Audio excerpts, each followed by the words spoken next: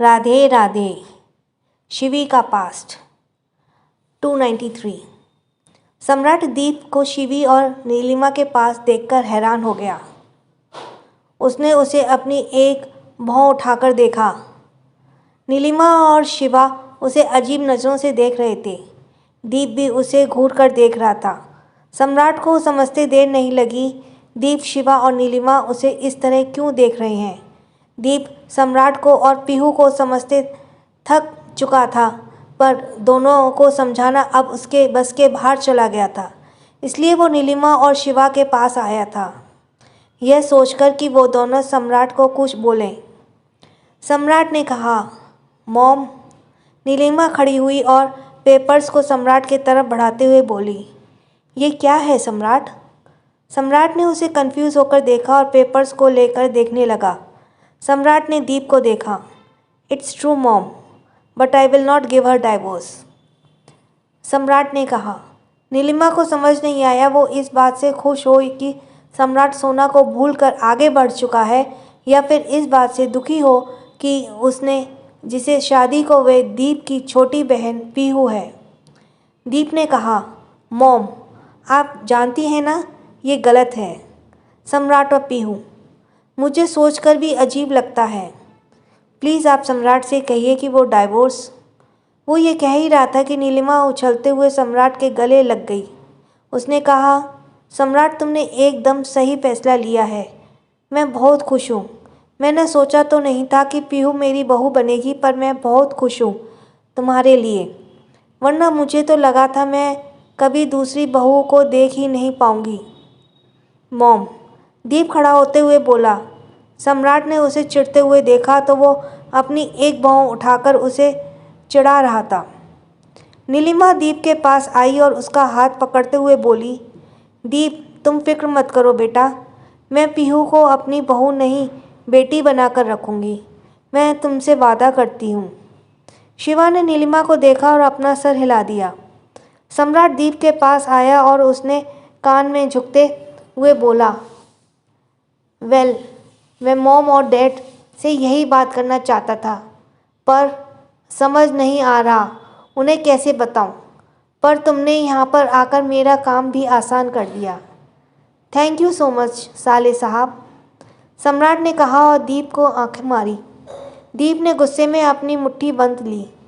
शिवा ने सबको शांत करते हुए कहा, ठीक है, सब शांत हो जाओ। नीलिमा, तुम्हें ज़्यादा खुश होने की ज़रूरत नहीं है। अगर दीप सम्राट को पीहू के लिए नहीं चाहता तो हमें उसके फैसले का कदर करना चाहिए। आखिर दीप पीहू का भाई है। सबसे पहले पीहू पर उसका अधिकार है। क्यों सम्राट, मैंने ठीक कहा ना? शिवा ने कहा और सम्राट ने अपने डैड को हैरानी से देखा। उसने सोचा, डैड ये क्या कह रहे हैं? क्या आपको मेरी खुशी दिखाई नहीं दे रही? शिवा की बात सुनकर खुश हो गया। उसने कहा, थैंक्स डैड, मुझे समझने के लिए। शिवा ने मुस्कुराते हुए कहा, पर एक बार मैं पीहू से भी बात करना चाहता हूँ।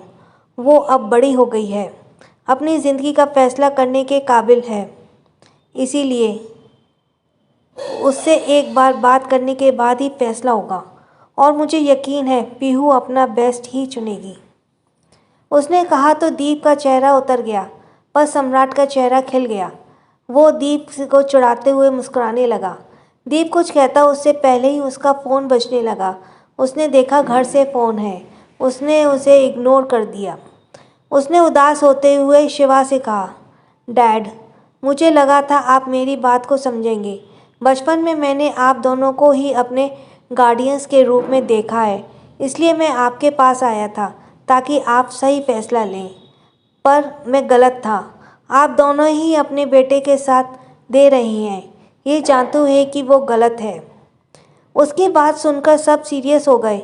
शिवा ने उसके कंधे पर हाथ रखा और उसे समझाते हुए बोला, देखो दीप, मैं कोई गलत फैसला नहीं ले रहा हूँ। मैं बस तुम्हें समझाने की कोशिश कर रहा हूँ कि हम जैसा चाहते हैं ज़रूरी नहीं वो चीज़ें वैसी ही हों। हमें अपने गुस्से साइड में करके ठंडे दिमाग से सोचना पड़ता है। तुम अपनी ज़िद में पीहू खुशी को नज़रअंदाज नहीं कर सकते।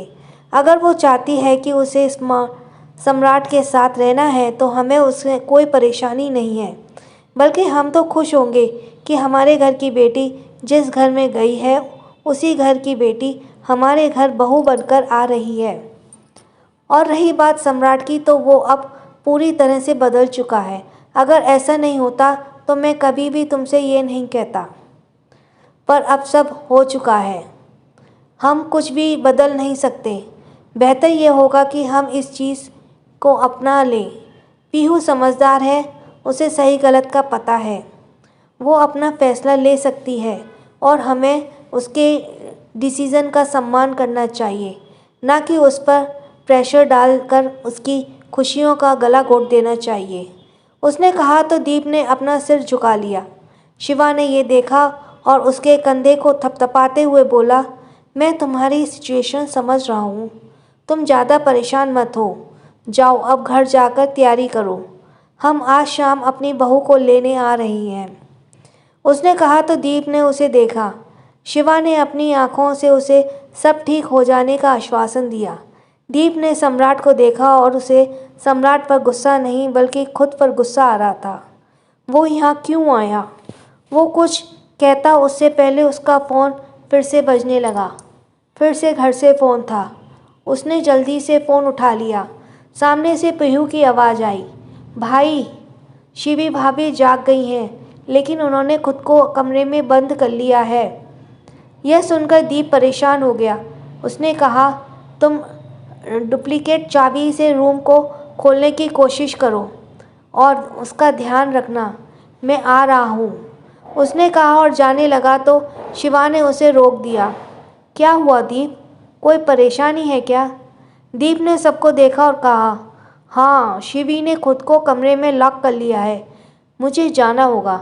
उसने कहा और चला गया। सम्राट ने यह सुना और उसकी भौहें सिकुड़ गई। उसने कहा, हो, कल भी अजीब तरह बिहेव कर रही थी। उसकी बात सुनकर नीलिमा ने परेशान होते हुए कहा, क्या हुआ है शिवी को सम्राट? सम्राट ने कहा, मॉम, वो एक्चुअली कल मैं दीप के घर गया था। शिवी बहुत परेशान थी, वो मुझे अंश समझ रही थी। उसने कहा और कल जो हुआ वो सबको बता दिया। शिवा ने यह सुना और उसकी भौहें तन गई। उसने कहा, क्या वो इसी तरह बिहेव कर रही थी? सम्राट ने हाँ में सिर हिलाया। शिवा जल्दी से हवेली से बाहर निकल गए। नीलिमा ने पूछा, कहाँ जा रहे हैं आप? शिवा ने कहा, दीप के घर जा रहा हूँ। वो बाहर निकल गया। उसके जाने के बाद नीलिमा ने अपना सर पकड़ लिया। वो जब भी खुश होती है तो कोई ना कोई मुसीबत उसकी खुशियों में आग लगाने आ जाती है। सम्राट ने उसे संभाला और उसे सोफे पर बिठा दिया। उसने सोचा, आखिर क्या हुआ है उसे? कुछ वक्त पहले तो वो एकदम ठीक थी, कहीं दीप ने गुस्से में उसे? सम्राट ने सोचा और नीलिमा से कहा, मॉम, आप फिक्र मत कीजिए, मैं देख कर आता हूँ। उसने कहा और वो भी भाग गया। कुछ देर बाद वे दीप के घर के बाहर पहुँचे। दीप भागकर घर में गया। पीहू उसके कमरे के दरवाजे के पास खड़ी थी और दरवाज़ा खटखटा रही थी। भाभी, प्लीज़ दरवाज़ा खोलो। दीप भागकर आया और पीहू पर चिल्लाते हुए बोला, तुमने अभी तक दरवाज़ा क्यों नहीं खोला? हटो सामने से। पीहू रोते बोली, सॉरी भाई, मुझे चाबी नहीं मिली, शायद वो आप कमरे में है। दीप ने यह नहीं सुना और दरवाज़ा खटखटाते हुए बोला, शिवी, मैं हूँ तुम्हारा दीप, प्लीज़ दरवाज़ा खोलो प्रिंसेस। शिवी। दीप दरवाजे के कंधे से धक्का देने लगा। तभी शिवा अंदर आ गई। उसने कहा तो दीप अपनी पूरी जान लगाकर दरवाजे को खोलने में लग गया। सम्राट भी तब तक अंदर आ चुका था। पीहू ने उसे देखा और उसके गले लग गई। कुछ ही धक्कों में दरवाज़ा टूट गया। पीहू ने देखा शिवी ज़मीन पर खुद को सिकुड़ कर बैठी है। वो लगभग 18 घंटे बाद नींद से जागी थी। दीप के उसे किस करने के बाद से उसके अंदर एक डर सा बैठ गया था। नींद में उसे अपनी पुरानी यादें जो उसके दिमाग में किसी कोने में अब तक थी, वो दिखाई दे रही थीं। उसे अपने शरीर पर अब भी किसी के गंदे हाथ महसूस हो रहे थे। उसकी वजह से वो बहुत घबराई हुई सी थी। उसके लंबे बाल पूरी तरह से बिखरे हुए थे और उसकी आंखें आंसुओं से भीगी हुई थीं। उसका शरीर कांप रहा था जैसे वो किसी चीज़ से डरी हुई हो। दीप उसके पास आ गया। उसने शिवी के कंधे पर रखा और उसे हिलाते हुए बोला, Shivi, I am sorry princess. मैं वैसे दोबारा कभी नहीं करूँगा। प्लीज़ तुम शांत हो जाओ। शिवी उसके छूने से जैसे घबरा गई। उसने डरते हुए अपना सर ऊपर करके देखा। अपने सामने दीप को देखकर वो जल्दी से उसके गले लग गई। दीप, दीप, दीप ने उसको कस के पकड़ लिया। श्श, तुम शांत हो जाओ। क्या हुआ मुझे बताओ। शिवी अपना सर हिलाने लगी। दीप ने उसे उठाया और उसे बेड पर बिठाया। वो उसे पानी देते हुए बोला, शिवी, पानी पी लो। लेकिन शिवी ने उसके हाथ को झटक दिया जिससे गिलास फर्श पर गिरा और टूट गया। दीप हैरानी से उसे देखने लगा। शिवी अपनी जगह पर झूल रही थी। वो कुछ बड़बड़ा रही थी। दीप घबरा गया। उसने उसके चेहरे को उसके बालों से हटाया और उसे शांत करते हुए बोला, शिवी, शिवी, क्या हुआ। मुझे बताओ प्रिंसेस, मुझे डर लग रहा है। बोलो। दीप उसे हिलाते हुए ज़ोर से चिल्लाया। शिवी दीप को देखते हुए बोली, वो लोग बहुत गंदे हैं, बहुत गंदे। उन लोगों ने मुझे मुझे यहाँ छुआ, यहाँ यहाँ यहाँ यहाँ यहाँ। वो ये कहते हुए अपने गले, अपने बाजू, हाथ पैर और पेट को छू रही थी। दीप हैरानी से उसे देख रहा था। उसके अंदर एक अजीब सा डर पैदा हो गया था जिसकी वजह से उसका शरीर कांपने लग गया था। पीहू ने अपने पेट के नीचे हाथ रखकर कहा, यहाँ मुझे यहाँ दर्द हो रहा है, बहुत दर्द हो रहा है, मैं मर जाऊंगी। उसने कहा और रोने लगी। दीप ने घबराते हुए शिवा को देखा और दरवाजे पर खड़ा होकर उन्हें ही देख रहा था। शिवी को इस तरह देखकर शिवा परेशान थे। उन्हें याद था शिवी जब उन्हें मिली थी तो किस हाल में थी। उस हादसे में कई महीने बाद भी शिवी इसी तरह बिहेव करती थी। उसने कहा, 10 years ago somebody raped her। दीप ने यह सुना और उसके पैरों तले ज़मीन खिसक गई। वो दम से ज़मीन पर बैठ गया। उसे यकीन नहीं हो रहा था कि शिवी के साथ ऐसा कुछ हुआ था। अब तक उसे लग रहा था 10 महीने पहले कॉलेज में हुए हादसे की वजह से शिवी का हाल ऐसा था, पर वो गलत था। दीप, शिवी ने कहा और उसके पास आने लगा तो दीप ने अपना हाथ दिखाकर उसे रोक दिया।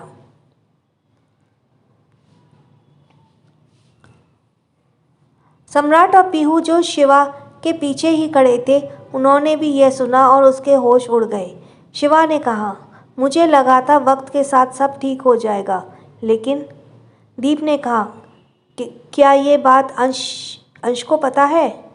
शिवा ने कहा, शायद हाँ भी और नहीं भी। दीप ने कस के अपनी आंखें बंद कर ली। उसने आंखों के से आंसू बहने लगे। उसने कहा, हमें अकेले छोड़ दीजिए डैड। लेकिन दीप, शिवा ने कहा तो दीप उसे बीच में काटते हुए बोले, प्लीज़ डैड। शिवा ने शिवी को देखा और वहाँ से चले गए। सम्राट और पीहू वहीं खड़े होकर उन्हें देख रहे थे। दीप ने शिवी को देखा जो अपनी जगह पर झूम रही थी। उसने शिवी को कस कर अपने सीने से लगा लिया। उसने उसके सर पर थपकी देते हुए कहा, कुछ नहीं होगा, मैं हूँ ना तुम्हारे साथ। सम्राट ने उन्हें देखा और उन्हें अकेले छोड़ने का फैसला किया। शिवा अपने सर पर उंगली से दबाते हुए सोफे पर बैठ गए। सम्राट उसके पास आकर बैठ गया। उनके पास में ही पीहू भी उसे हक करके बैठी गई। उसके रोते हुए कहा, ये क्या हो गया सम्राट। भाभी के साथ इतना बुरा हुआ था। वो कितनी छोटी थी तब। I can't imagine about her situation. सम्राट ने उसे कस के पकड़ लिया। कुछ देर बाद दीप कमरे से बाहर आया। उसकी आंखें लाल थीं और उसका चेहरा मुरझाया हुआ था। दीप को देखकर पीहू उसके पास आ गई। उसने कहा, भाभी कैसे हैं अब। सो गई वो, उसने कहा और शर्ट के बाजू से अपने आंसू साफ किए। वो आकर सोफे पर बैठ गया। उसने सम्राट को देखा लेकिन इस बार कुछ भी नहीं कहा। वो चुपचाप बैठ गया। पीहू आकर उसके पास बैठ गई। वो उसके कंधे पर हाथ रख कर बोली, भाई, आई एम ओके पीहू, दीप ने कहा। उसने शिवा को देखा और कहा, डैड, उसके उसके साथ वो सब किसने किया था? I want to know everything. Shiva ने गहरी सांस ली और कहा, उन्हें सज़ा मिल चुकी है दीप। बाबा ने उन सबको उनके किए की सज़ा उसी दिन दे दी जिस दिन शिवी हमें मिली थी। दीप ने यह सुना और कहा कि कितने लोग? 4। शिवा ने कहा तो दीप ने अपनी आंखें बंद कर ली। उसने अब तक खुद संभाल लिया था। वो फिर से रोने लगा। वो इमेजिन नहीं कर पा रहा था कि शिवी की उस वक्त क्या हालत रही होगी। उसने अपने चेहरे को हाथों से छुपा लिया। शिवा ने कहा, पर वो ठीक थी। हमने कई डॉक्टर्स को दिखाया। वो बिल्कुल ठीक हो गई थी दीप। अचानक से अब ऐसा क्या हुआ कि उसे फिर से वो सब याद आने लगा? दीप ने यह सुना और अपने आप सर झुका लिया। शिवा को समझते देर नहीं लगी। शिवी जरूर दीप से डर गई होगी। आफ्टर ऑल दीप उसका हस्बैंड था। देहरादून। अंश सोना को कमरे में लेकर आया। उसने उसे बेड पर बिठाया और पहले उसे सुबह वाली दवाई दी और कहा, अब तुम चुपचाप यहीं आराम करो, मैं बात लेकर आता हूँ। कहीं भी इधर उधर जाने की ज़रूरत नहीं है, उसने कहा तो सोना ने हाँ में सर हिलाया। अंश चला गया। उसके जाने के कुछ देर बाद आदित्य अंदर आया। सोना उसे देखकर खुश हो गई। उसने एक बैग टेबल पर रखा और सोना के सर को छूते हुए बोला, दी, आज आपकी तबीयत कैसी है? सोना ने उसका हाथ को हटाया और जल्दी से कहा, तुम हमारी तबीयत को छोड़ो और ये बताओ जो हमने मंगाया था वो लाए कि नहीं? आदित्य ने कहा, हाँ दी, लाया हूँ ना, ये रहा। उसने टेबल के बैग की तरफ इशारा किया। ओह, अरे वाह, सोना ने कहा और जल्दी जल्दी उसे खोलने लगी। उसने देखा उसमें इमली की आंवले और खट्टा मीठा मुरब्बा था। उन्हें देखकर ही सोना के मुंह में पानी आ गया। उसने कहा, देसाई अंकल को थैंक्स कहना मत भूलना छोटे, उन्होंने इन दिनों हमारा पूरा ख्याल रखा है। उसने जल्दी जल्दी पैकेट खोला और एक इमली अपने मुंह में डाल लिया। उसका मुंह खट्टा हो गया। उसने अपनी आंखें बंद कर ली और चटकारा लेकर बड़े मज़े से उसे खाने लगी। उसे ऐसा देखकर आदित्य के मुंह में भी पानी आ गया। उसने जल्दी से उसके हाथ से एक इमली लिया और उसे मुंह में डाल लिया। उसने जल्दी से अपनी आंखें बंद कर ली और अपना हाथ गाल पर रख लिया। आह दीदी, ये बहुत खट्टा है, आप कैसे खाती हैं इन्हें? आदित्य ने कहा तो सोना ने झट से उसके हाथ से बची हुई इमली ऐसे छीन लिया जैसे उसने उसकी कीमती चीज़ चुरा ली हो। हाँ, तो किसने कहा इसे खाने के लिए? ये हमारे हैं, अगली बार इन्हें हाथ लगाना तो देखना, सोना ने आदित्य से कहा और उसे घूरने लगी। एक्सक्यूज़ मी दी, आप मुझसे ये नहीं कह सकती, मैं इसे लेकर आया हूँ, आदित्य ने मुंह बनाते हुए कहा। सोना ने उसे इग्नोर कर दिया और खाने में लग गई। आदित्य खड़ा हुआ और बोला, दी, आज आपके वो जेलस हस्बैंड कहाँ हैं? दिखाई नहीं दे रहे कहीं? सोना ने उसी तरह कहा, वो बाथरूम में हैं। ओहो, आदित्य ने कहा। तभी बाथरूम का दरवाज़ा खुला और अंश सफ़ेद टी शर्ट और पैंट पहने बाहर आया। वो अपने बालों को टॉवल से साफ कर रहा था। उसने आदित्य को देखा तो मुंह बना लिया। लो, आ गया कबाब में हड्डी। आदित्य ने भी उसे देखकर मुंह बना लिया। अंश सोना के पास आया और जो इमली और मुरब्बा खाने में फोकस थी। अंश ने कहा, ये क्या हो रहा है? सोना ने ये सुना और जल्दी से आप हाथों को पीछे छिपा लिया। सोना ने इनोसेंटली अपना सर हिलाते हुए कहा, कुछ भी नहीं, कुछ तो नहीं। लेकिन अंश ने उसका हाथ पकड़ लिया। रुको, छुपाने का कोई फ़ायदा नहीं है, मैंने सब देख लिया है। अंश उसके पीछे किए हाथों को आगे लेकर आया। उसके एक हाथ में मुरब्बे का खुला हुआ डिब्बा था जो थोड़ा खाली हो गया था और दूसरे हाथ में इमली का पैकेट। उसने कहा, ये क्या सोना, कल रात में ही तुमने ढेर सारी चॉकलेट्स खाई थी और अब ये, इन्हें मुझे दो। उसने कहा और उसके हाथों से दोनों ले लिया। उसके ऐसा करते ही सोना उसे ऐसे गुस्से से घूरने लगी जैसे अंश ने किसी छोटी बच्ची के मुंह से उसका फेवरेट टॉफ़ी चुरा लिया हो।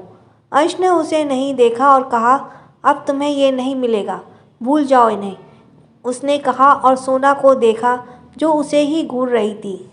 क्या तुम मुझे ऐसे क्यों देख रही हो? अंश ने कहा। सोना उसे घूरते हुए बेड से नीचे उतर गई। वो अंश की तरफ बढ़ते हुए बोली, अंश, हमें ये वापस चाहिए। अंश ने उससे गुस्से में देखा और कहा, नो, मैं ये वापस नहीं करूँगा, ये तुम्हारे लिए ठीक नहीं है। सोना उसके तरफ बढ़ते हुए बोली। उसने कहा, हमें ये वापस चाहिए। अंश उसे ऐसे देखकर पीछे जाने लगा। सोना अंश के हाथ में पकड़े इमली के मुरब्बे को देखने लगी। अंश ने कहा, ये तुम क्या कर रही हो? जल्द ही अंश की पीठ दीवार को छू गई और वो दीवार से सट कर खड़ा हो गया। सोना उसके पास आई और उसके मुंह पर चिल्लाते हुए बोली, आइंदा से हमारी इमली और मुरब्बे को हाथ लगाया तो हमसे बुरा कोई नहीं होगा। उसने कहा और अंश के हाथ से उन्हें छीन लिया। वो गुस्से में आकर बेड पर बैठ गई और खाने लगी। अंश उसके जाने के बाद अपने सीने पर हाथ रखकर खांसने लगा। उसने कहा, यह क्या था? आदित्य उसके कान में धीरे से बोला, इसे मूड स्विंग्स कहते हैं मिस्टर RAYZDA, जो हर प्रेग्नेंट लेडी को होता है और हमारी दी को तो कुछ ज़्यादा ही होता है जब कोई उनका फेवरेट चीज़ उनसे छीन लेता है। उसने कहा तो अंश ने आदित्य को देखा। ठीक है, थोड़ा दूर रहकर बात करो, तुम्हारे मुंह से बदबू आ रही है। उसने कहा तो आदित्य को घूरते हुए सोना के पास आ गया। वो उसे कुछ कहता उससे पहले कमरे में कोई आया। हेलो लेडीज़ एंड जेंटलमैन्स, क्या हाल है आप सबके? सबने उस तरफ देखा। रिहान अंश के पास आया और उसके गले लग गया। भाई, कैसे हैं आप? अंश ने उसको खुद से दूर किया और कहा, मैं ठीक हूँ, तू चिपकना बंद कर। रिहान अंश से अलग हुआ और सोना को देखते हुए बोला, हेलो भाभी, कैसे हैं आप? सोना ने फुल मुंह के साथ कहा, रिहान ने कहा, और मेरा भतीजा? उसने कहा और सोने के पेट की तरफ हाथ बढ़ाया। वो उसे छू पाता। दो लोगों की आवाज़ आई, एक्सक्यूज़ मी, क्या तुम मुझसे दूर रहकर बात कर सकते हो? रिहान ने उस तरफ देखा। अंश और आदित्य अपना हाथ बांधे उसे घूर रहे थे। हे रिलैक्स गाइस। रिहान अंश के पास आया और खुश होते बोला, भाई, मुझे आपको कुछ बताना है। मैं आते वक्त एक खूबसूरत लड़की से टकराया। क्या लड़की थी भाई, मतलब वाओ, छोटे छोटे बाल, बड़ी सी नाक, छोटा सा चेहरा, मतलब क्या ही कहूँ, पहली बार में ही उसने मेरा दिल चुरा लिया। अंश ने उसके हाथ को अपने कंधे से हटाया और कहा, हाँ, मैं ये बहुत सालों से सुनते आ रहा हूँ, हर दूसरी लड़की तुम्हारा दिल चुरा लेती है। हाँ, पर ये सब खास है भाई, प्लीज़ आप मेरे लिए उससे बात कर लो ना। उसने कहा और उम्मीद भरी नज़रों से अंश को देखा। शट अप रिहान, ये बताओ तुम इतनी सुबह यहाँ क्या कर रहे हो? अंश ने कहा और उसे लेकर बाहर आ गया। रिहान अपने सर पर मारते हुए बोला, ओह हाँ, मैं तो भूल ही गया था। मेरी मिस्टर रिहान देव से आज दोपहर कंपनी में मीटिंग है, अभी वक्त है इसलिए मैं आपसे मिलने आ गया। अंश ने हाँ में सिर हिलाया। दोनों बात करते हुए आगे जा ही रहे थे की सीढ़ी से नीचे जाते वक्त अंश किसी से टकरा गया। दोनों संभल गए। सामने वाले ने कहा, I am sorry. It's okay, अंश ने कहा। उसने अंश को देखा और उसकी आंखें चमक गई।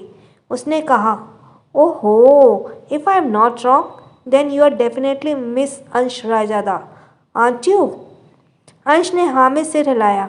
उसने कहा, hello mister Raizada, I am Vihaan Dev. Thanks for listening. Please share, subscribe कीजिए, लाइक कीजिए। छोटों को प्यार, बड़ों को सम्मान। राधे राधे।